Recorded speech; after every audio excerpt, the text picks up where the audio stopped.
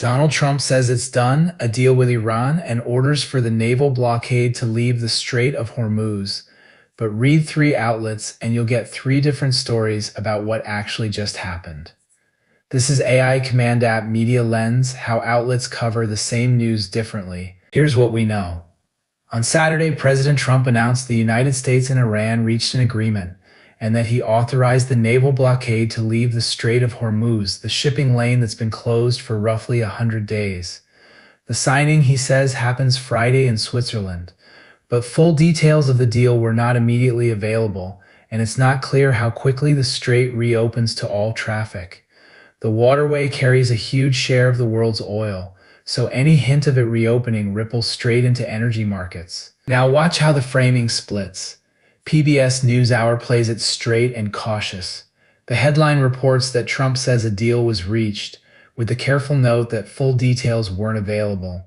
The emphasis lands on what we don't yet know. ABC News runs live updates, but anchors its coverage in the backstory, reminding readers this began with major joint U.S.-Israeli strikes back in February.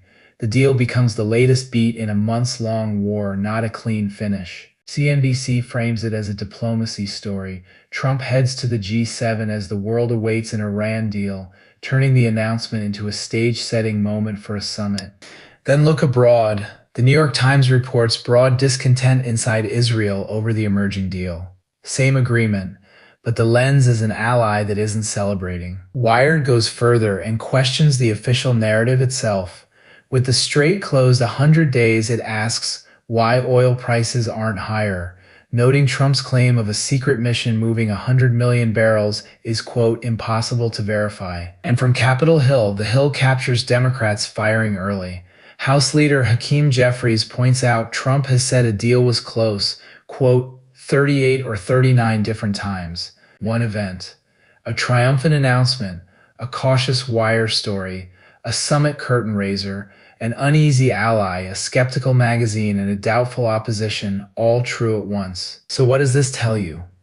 When the details of a deal aren't public yet, the headline you read is mostly a choice about emphasis. Celebrate the announcement, stress the unknowns, center the ally, question the numbers, or count the past promises. Each is defensible. Each leaves you with a different feeling about the very same facts. The move isn't to pick the one outlet you trust.